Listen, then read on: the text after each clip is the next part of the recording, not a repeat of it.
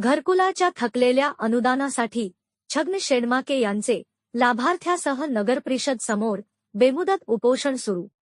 शासनाच्या घरकुल योजनेअंतर्गत शहरातील गरीब गरजू लाभार्थ्यांना मंजूर घरकुल बांधकामाचा तिसरा हप्ता गेल्या वर्षभरापासून मिळाला नसल्याने गरीब लाभार्थी आर्थिक अडचणीत सापडले असून लाभार्थ्यांच्या घरकुलाचे अंतिम टप्प्यात आलेले बांधकाम ठप्प पडले आहे। त्यामुळे घरकुल बांधकामाचा अनुदानाचा शेवटचा हप्ता तात्काळ देण्यात यावा। या मागणीसाठी सोमवार दिनांक 5 ऑगस्ट पासून आदिवासी काँग्रेस कमिटीचे प्रदेश सचिव छगन शेडमाके हे घरकुल लाभार्थ्यांसह नगर परिषद कार्यालयासमोर बेमुदत उपोषणाला बसले आहेत। उपोषणाला बसण्यापूर्वी त्यांनी 100 ते 150 घरकुल लाभार्थ्यासह आरमोरी गुजरी चौकातील महात्मा गांधी यांच्या पुतळ्याला पुष्पमाला अर्पण केले। त्यानंतरच तथागत बुद्ध विहारातील डॉक्टर बाबासाहेब आंबेडकर यांच्या पुतळ्याला माल्यार्पण केले।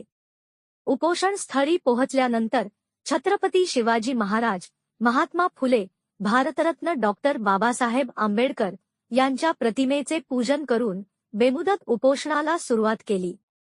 आरमोरी शहरातील अनेक गरीब लाभार्थ्यांना शासकीय स्तरावरून 2022-23 मध्ये घरकुल योजनेचा लाभ देण्यात आला आहे। त्यामुळे लाभार्थ्यांनी घरकुलाचे बांधकाम सुरू केले।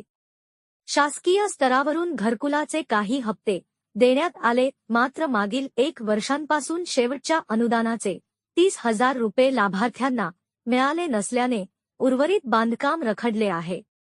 घरकुल लाभार्थ्यांना शेवटचा हप्ता मिळण्यासाठी आदिवासी काँग्रेसचे प्रदेश सचिव छगन शेडमाके यांनी पाठपुरावा करून निवेदनाद्वारे मागणी केली असता नगरपरिषदेने केंद्र शासनाचा तिसरा व अंतिम 30,000 रुपये प्रमाणे शेवटचा हप्ता मिळाला नसल्याचे पत्राद्वारे कळवले आहे।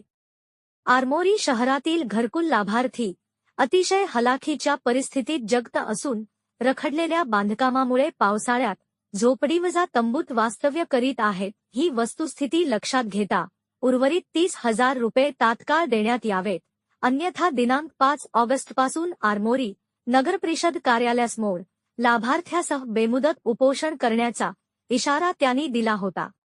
मात्र घरकुलाचा 30,000 रुपये शेवटचा हप्ता देण्यासंदर्भात कारवाई करण्यात आली नसल्याने आदिवासी काँग्रेस कमिटीचे प्रदेश सचिव छगन शेडमाके यांचे नेतृत्वात घरकुल लाभार्थ्यांनी सोमवारपासून बेमुदत उपोषणाला सुरुवात झाली।